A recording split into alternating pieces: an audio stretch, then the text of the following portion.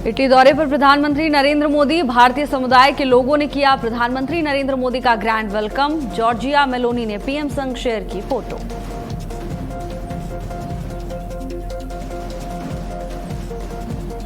भीषण गर्मी को लेकर सीएम योगी आदित्यनाथ के सख्त निर्देश। अस्पतालों में हीट स्ट्रोक वार्ड तैयार रखने के आदेश। दोपहर में घर से बाहर ना निकलने की अपील।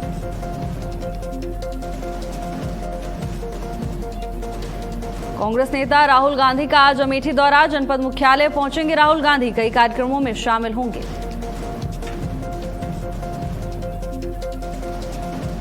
आज दिल्ली सरकार का पहला वर्क फ्रॉम होम दिवस। मुख्यमंत्री रेखा गुप्ता समेत सभी मंत्री घर से काम करेंगे। इमरजेंसी और जरूरी सेवाएं पहले की तरह जारी।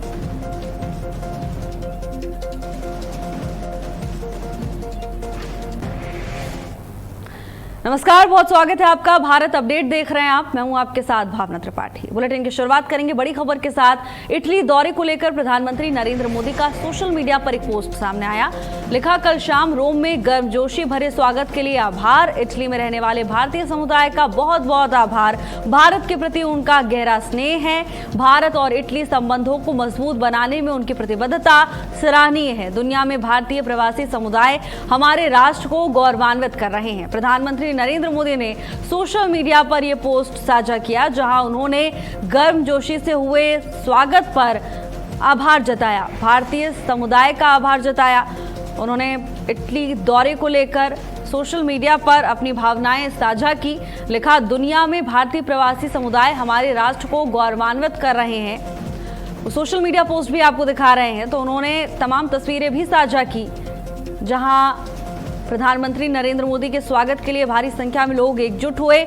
और इस भव्य स्वागत के बाद प्रधानमंत्री नरेंद्र मोदी ने तमाम लोगों का आभार जताया है। इटली में रहने वाले भारतीय समुदाय का बहुत बहुत आभार। तस्वीरें देखिए, जहां तमाम लोग प्रधानमंत्री नरेंद्र मोदी से मुलाकात करने के लिए पहुंचे हुए हैं और हाथ में तिरंगा लेकर यहां पर प्रधानमंत्री का गर्मजोशी से स्वागत करने के लिए तमाम लोग एक साथ इकट्ठा हुए। सोशल मीडिया पोस्ट पर प्रधानमंत्री ने इस भव्य स्वागत पर, गर्मजोशी से भरे स्वागत पर आभार भी प्रकट किया। लिखा, भारत के प्रति उनका गहरा स्नेह है। भारत इटली संबंधों को मजबूत बनाने में उनकी प्रतिबद्धता सराहनीय है। दुनिया में भारतीय प्रवासी समुदाय हमारे राष्ट्र को गौरवान्वित कर रहे हैं। ये दो तस्वीरें देखिए। पहली तस्वीर जहां सोशल मीडिया पर प्रधानमंत्री नरेंद्र मोदी ने खुद आभार व्यक्त किया है, जिस तरह से उनका जोरदार स्वागत इटली में किया गया। दूसरी तस्वीर जहां तमाम लोग प्रधानमंत्री का स्वागत करने के लिए, उनका अभिनंदन करने के लिए पहुंचे हुए हैं, एकजुट हैं, हाथ मिलाकर अभिवादन स्वीकार करते हुए प्रधानमंत्री नरेंद्र मोदी नजर आए। और ये भावुक कर देने वाली तस्वीर, जहां छोटा सा बच्चा प्रधानमंत्री के लिए खास तोहफा लेकर पहुंचा। अपने हाथ से स्केचिंग करके प्रधानमंत्री की तस्वीर कागज पर उकेर कर उनके लिए ये सौगात लेकर छोटा बच्चा पहुंचा और प्रधानमंत्री उसकी कला की सराहना करते हुए नजर आए। ऑटोग्राफ भी प्रधानमंत्री ने दिया। ये तमाम तस्वीरें इटली दौरे से सामने आ रही हैं और इस गर्मजोशी से स्वागत के बाद प्रधानमंत्री ने आभार भी व्यक्त किया। इटली में रहने वाले भारतीय समुदाय के लोगों का आभार प्रधानमंत्री नरेंद्र मोदी ने व्यक्त किया। दो तस्वीरें प्रधानमंत्री के इटली दौरे से सामने आ रही हैं। इससे पहले जॉर्जिया मेलोनी ने प्रधानमंत्री के साथ एक तस्वीर पोस्ट की थी और अब ये पोस्ट प्रधानमंत्री की ओर से किया गया है। सोशल मीडिया पर उन्होंने ये पोस्ट अपनी भावनाएं साझा करते हुए शेयर किया, जिसमें उन्होंने लिखा कि कल शाम रोम में गर्मजोशी से भरे स्वागत के लिए आभार। इटली में रहने वाले भारतीय समुदाय का आभार जताते हुए प्रधानमंत्री नरेंद्र मोदी नजर आए। बता दें कि प्रधानमंत्री विदेश यात्रा पर हैं और अब इटली पहुंचे हुए हैं, जहां उनका जोरदार स्वागत किया गया।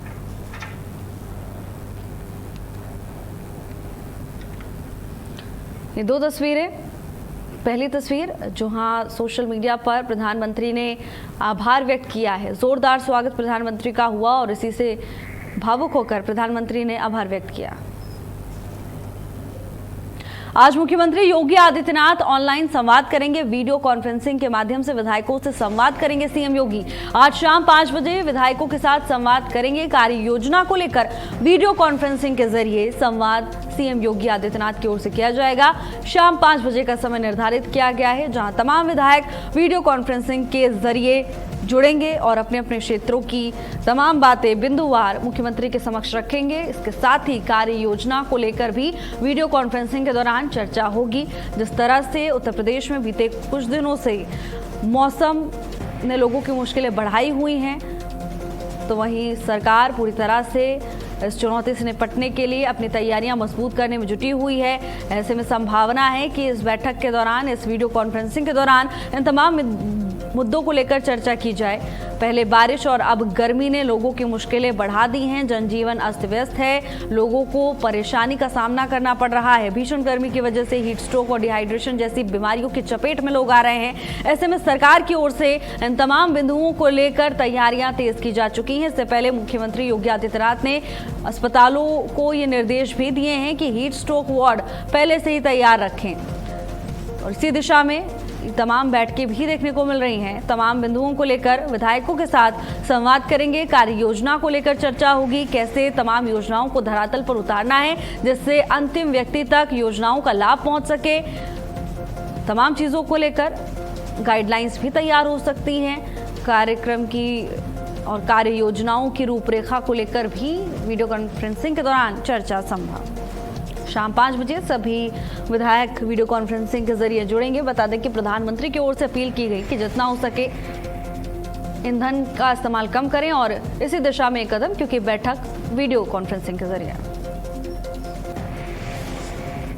और वहीं यूपी के 11 जिलों में लू का अलर्ट जारी किया गया है। आज और कल लू चलने की चेतावनी मौसम विभाग ने जारी की है। 4 डिग्री तक तापमान बढ़ सकता है। लू से निपटने की पूरी तैयारी प्रशासन की ओर से की जा चुकी है। भीषण गर्मी को लेकर सीएम योगी आदित्यनाथ ने दिशा निर्देश दिए हैं। अस्पतालों में हीट स्ट्रोक वार्ड तैयार रखने के आदेश सीएम योगी आदित्यनाथ की ओर से दिए गए। दोपहर में घर से बाहर ना निकलने की भी अपील की गई है।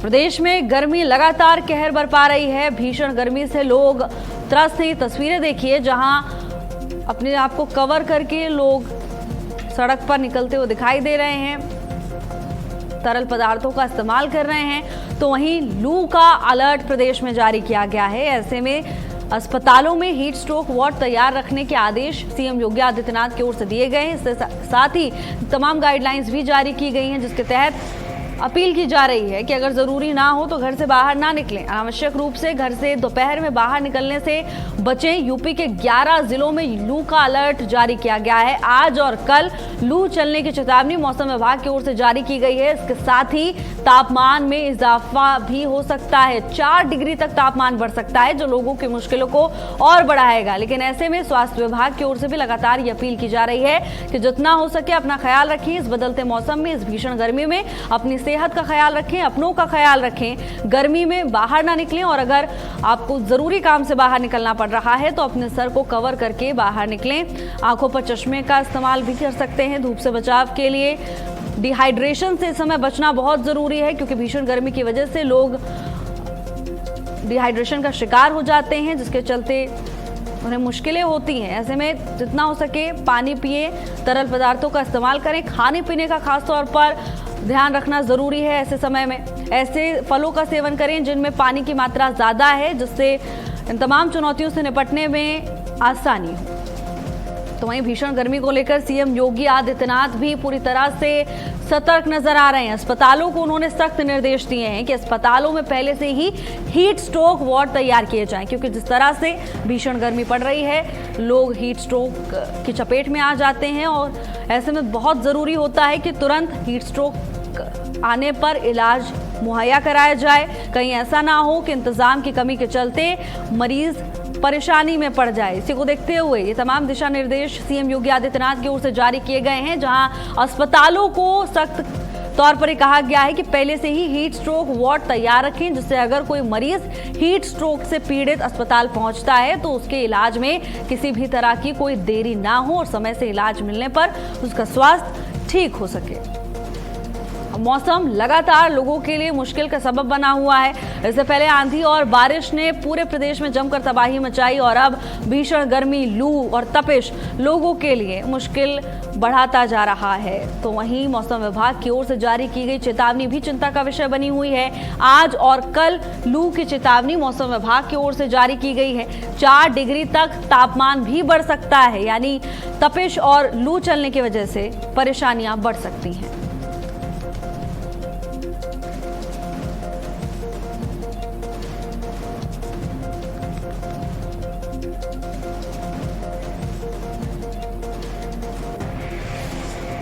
तो वहीं बंगाल के सीएम शुवेंदु अधिकारी के पीए हत्याकांड में एक्शन देखने को मिला।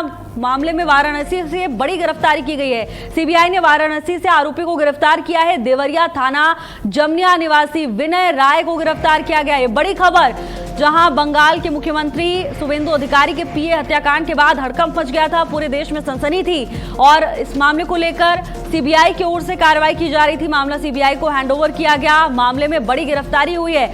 वाराणसी से गिरफ्तारी की गई है। देवरिया थाना जमनिया निवासी विनय राय को धर दबोचा गया। अब अग्रिम कार्रवाई में प्रशासन जुटा हुआ है। देवरिया थाना जमनिया निवासी है विनय राय। बता दें कि पश्चिम बंगाल में शुवेंदु अधिकारी के पीए की हत्या के बाद न केवल पश्चिम बंगाल बल्कि पूरे देश में हड़कंप मच गया था, क्योंकि जिस तरह से इस वारदात को अंजाम दिया गया उसके बाद सनसनी मच गई थी। लगातार मांग की जा रही थी कि आरोपी को गिरफ्तार किया जाए और सवाल उठ रहे थे कि आखिर इस साजिश के पीछे कौन है। बता दें कि शुवेंदु अधिकारी के पीए उनके बेहद करीबी थे, ना केवल उनका ऑफिशियल कामकाज देखते थे बल्कि भरोसेमंद में से एक थे। प्रवीण चौबे हमारे साथ जुड़ चुके हैं तमाम जानकारी लेकर। प्रवीण, बड़ा अपडेट है, बड़ी जानकारी है, आरोपी धर दबोचा गया, क्या कुछ खबर है?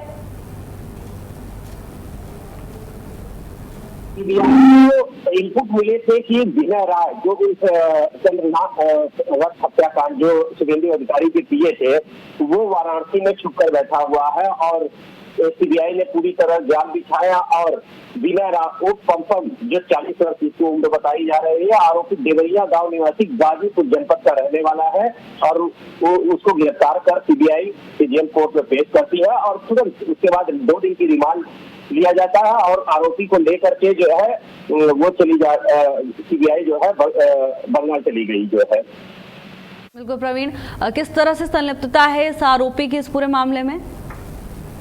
जी बिल्कुल, देखा जाए तो बड़ा मामला है शुवेंदु अधिकारी के पीए, क्योंकि चुनाव के चंद 2 दिन बाद 4 तारीख को चुनाव के परिणाम आते हैं जिसमें बीजेपी का परचम लहराता है और शुवेंदु अधिकारी के नेतृत्व में सरकार बनती है और 6 तारीख को उनके पीए 4 तारीख को रिजल्ट आता है। 6 तारीख को पीए चंद्रनाथ की ताबड़तोड़ गोलियां चला करके हत्या कर दी जाती है, जिसके बाद शुवेंदु अधिकारी ने कड़ा रुख अपनाते हुए कहा था कि निश्चित तौर से इसमें जो लोग भी संलिप्त होंगे उनकी गिरफ्तारी की जाएगी और कड़े से कड़ा सजा दिया जाएगा, ताकि इस तरह का जीरो टॉलरेंस योगी आदित्यनाथ के नक्शे कदम पर ही शुवेंदु अधिकारी चल रहे हैं। जीरो टॉलरेंस उनकी नीति है, उसी को लेकर सीबीआई को पूरे हत्याकांड की जांच सौंपी गई थी और सीबीआई पूरी तरह से जो है इस पर अपनी पहली नजर बनाई थी। तो खास बात यह है कि तीनों आरोपी जो उत्तर प्रदेश से हैं और एक देवरिया से, एक बलिया से, इस तरह से और गाजीपुर से इस तरह से गिरफ्तारी हुई। जो देवरिया के रहने वाले थे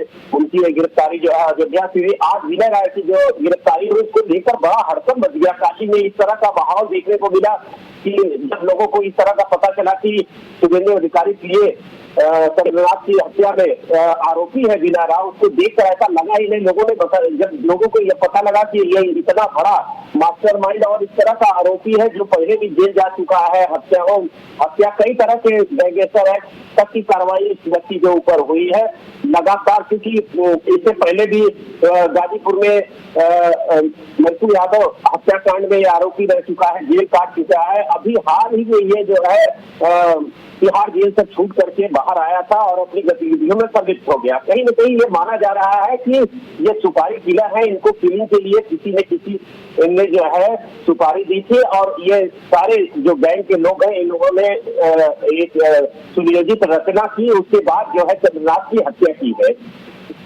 बिल्कुल प्रवीण, जिस तरह से आपने जिक्र किया कि पहले भी आपराधिक मामले दर्ज हैं और ये माना जा रहा है कि सुपारी किलर है, यानी मुख्य साजिशकर्ता तक अभी भी प्रशासन नहीं पहुंच पाया है। लेकिन महत्वपूर्ण कड़ी है क्योंकि प्रवीण, पूछताछ के दौरान मुख्य आरोपी तक या फिर जिसने इस साजिश को रचा है, कौन है इसके पीछे, इसका खुलासा अब हो जाएगा जल्द ही प्रवीण, ऐसा कहा जा सकता है? जी जी बिल्कुल बिल्कुल। अब ये चूंकि सारे आरोपी, अब देखने वाली बात होगी सीबीआई किस तरह से जांच करती है, लेकिन निश्चित तौर से जब सारे आरोपी एक साथ होंगे, सारे इनपुट होंगे, इनके सामने रखे जाएंगे, तो सीबीआई जो है मुख्य आरोपी तक पहुंचने में सफल हो जाएगी। निश्चित तौर से वो भी अब सीबीआई के शिकंजे से बहुत दिनों तक दूर नहीं रह सकता है। जहाँ बिना राय के बात कही जाती है, यह मास्टर माइंडेड है, क्योंकि इसने भी पहले कई हत्याएं और अपहरण जैसी घटनाओं को जो है अंजाम दिया था, जिसमें 120 समेत कुल 8 धाराओं में इसके खिलाफ मुकदमा दर्ज हुआ है। इसलिए ये माना जा रहा है कि ये पूरी तरह से सुनियोजित हत्या की गई है और कहीं न कहीं ये सुपारी दी गई थी, इसमें किसी बड़े लोगों का हाथ है। अभी देखने वाली बात यह होगी कि इस हत्या में कौन कौन लोग शामिल है, सीबीआई किन किन के गले तक पहुंचती है और किन किन की गिरफ्तारी होती है। अब क्योंकि इनकी गिरफ्तारी हो गई है तो निश्चित तौर से इनको बंगाल ली गई है। अब सभी से बैठकर पूछताछ की जाएगी और सभी की गिरफ्तारी के बाद जो मुख्य आरोपी है उसकी भी गिरफ्तारी जल्द सीबीआई करेगी। और सारे बिल्कुल प्रवीण, आप नजर बनाए रखिएगा इस पूरे मामले पर। धन्यवाद आपका तमाम जानकारी के लिए। सीबीआई को ये बड़ी सफलता हाथ लगी। और चलिए अब बुलेटिन में आगे बढ़ेंगे इस वक्त की बड़ी खबर के साथ। आज देश भर के केमिस्ट की हड़ताल। ऑनलाइन दवा बिक्री के खिलाफ केमिस्ट और ड्रगिस्ट हड़ताल पर हैं। आज तमाम मेडिकल स्टोर बंद रहेंगे। हड़ताल पर 12.4 लाख मेडिकल स्टोर संचालक। दवा की ऑनलाइन बिक्री का विरोध तेज हो चुका है। ऑनलाइन दवा बिक्री के खिलाफ ये मेडिकल स्टोर संचालकों का प्रदर्शन। आज तमाम मेडिकल स्टोर्स बंद रहेंगे। ऑनलाइन दवा बिक्री के खिलाफ केमिस्ट और ड्रगिस्ट आज हड़ताल करेंगे। 12.4 लाख मेडिकल स्टोर संचालक आज हड़ताल पर हैं, जिसके बाद व्यवस्थाओं पर असर पड़ सकता है। लोगों को मुश्किलों का सामना करना पड़ सकता है। बता दें कि ऑनलाइन दवा की बिक्री का ये तमाम मेडिकल स्टोर संचालक विरोध कर रहे हैं। तमाम जो प्रतिक्रियाएं सामने आई उसमें उनका कहना है कि दवा की ऑनलाइन बिक्री होने की वजह से उनके व्यापार पर असर पड़ रहा है, क्योंकि लोगों को डोर स्टेप पर तमाम सुविधाएं मिल जाती हैं। ऐसे में कोई भी घर से बाहर निकलकर खुद मेडिकल स्टोर पहुंचकर दवाइयां खरीदना पसंद नहीं कर रहा है, जिसके चलते उनकी जेब पर असर पड़ रहा है और उनके लिए आगे अपनी जिंदगी गुजारने में मुश्किलों का सामना उन्हें करना पड़ रहा है, नुकसान में है। और इन तमाम पहलुओं को लेकर ये आज विरोध प्रदर्शन किया जा रहा है। दवा की ऑनलाइन बिक्री का विरोध देश भर में तेज देखने को मिल रहा है। देश भर के केमिस्ट आज हड़ताल पर। 12.4 लाख मेडिकल स्टोर संचालक हड़ताल पर हैं आज। इसके बाद व्यवस्थाओं पर काफी असर देखने को मिल सकता है। आज तमाम मेडिकल स्टोर बंद रहेंगे।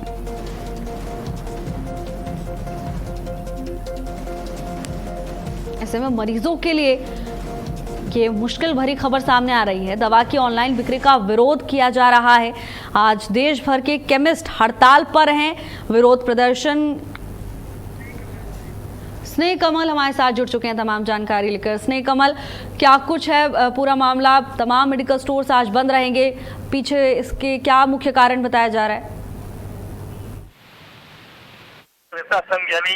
AIOSP ने आज ऑनलाइन दवा बिक्री की भत्ता और नियमों पर सवाल उठाते हुए आज 20 मई को जो है 24 घंटे का देशव्यापी बंद का आह्वान किया है। यानी आज देश भर के जो तमाम मेडिकल स्टोर हैं वो बंद रहेंगे। संगठन का कहना है कि वर्तमान में ऑनलाइन की जो दवा की बिक्री है वो पूरी गैर कानूनी है। सरकार ने संबंधित सूचनाओं को रद्द करने के लिए नई रूपरेखा तैयार करने की मांग की है।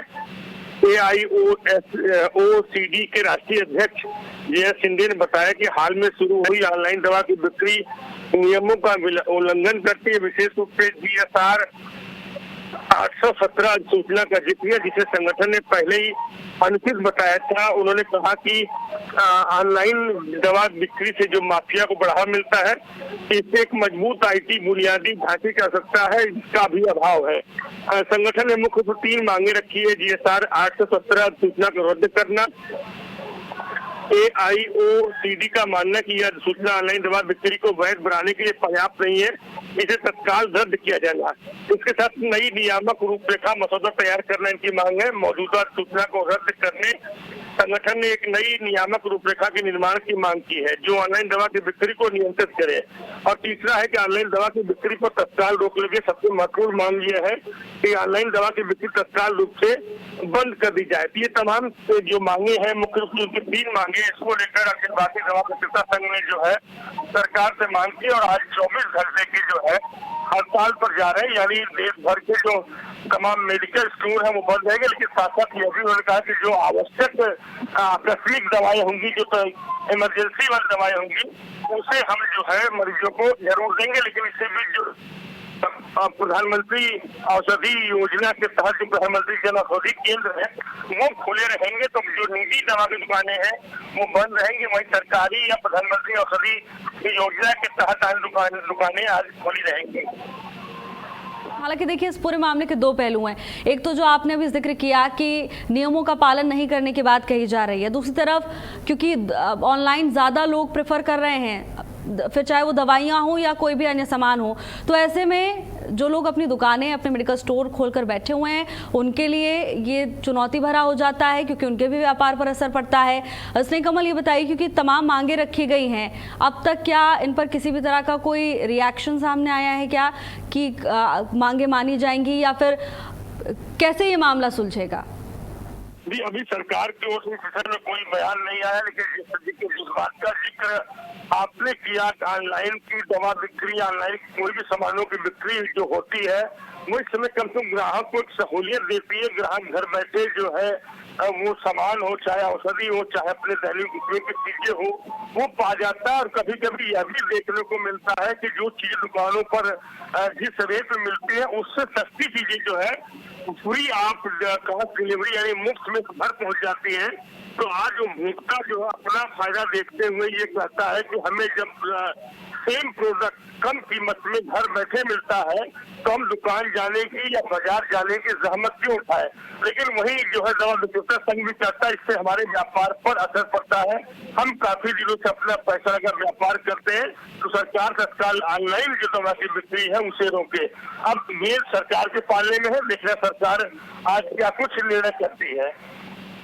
इसका असर जरूर आज स्नेह कमल व्यवस्थाओं पर देखने को मिलेगा। नजर बनाए रखिएगा आप, क्या कुछ अपडेट आता है। धन्यवाद आपका तमाम जानकारी के लिए।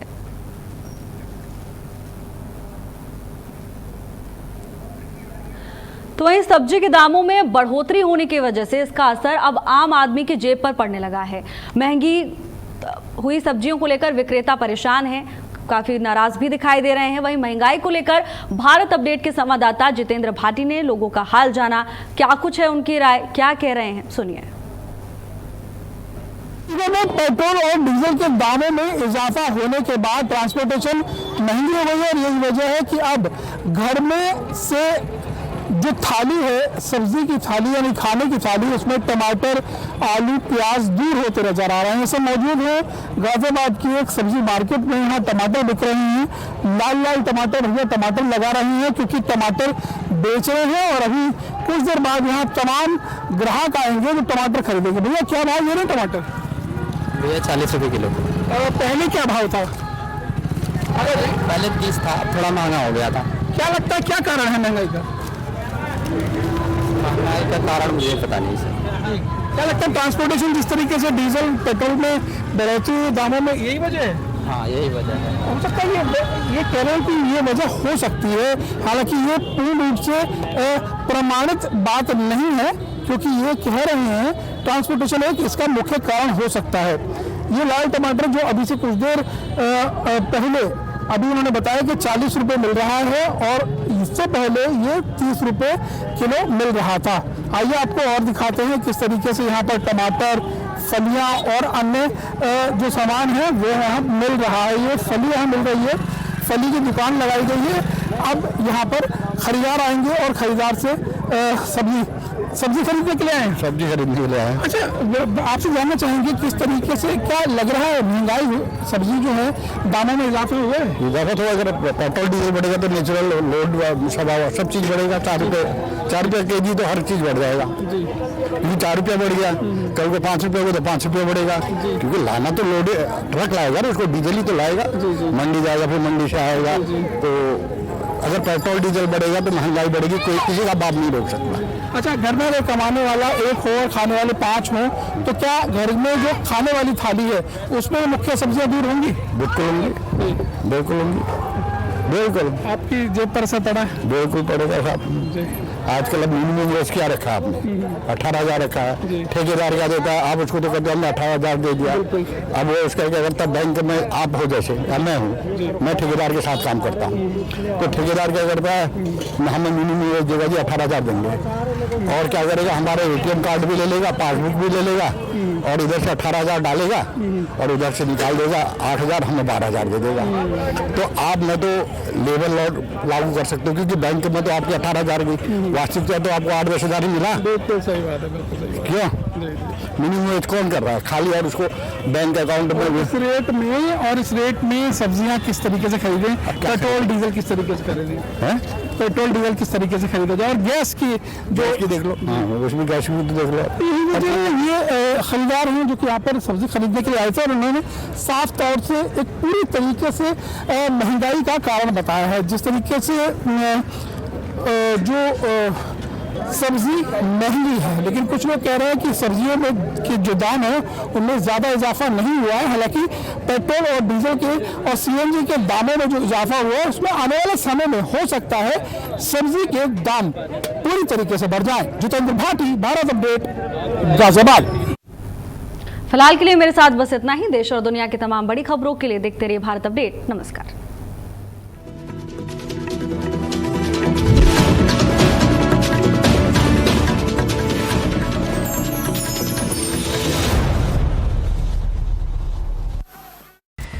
समाचार जगत में सफलता सिर्फ खबरों से नहीं, बल्कि मजबूत संचार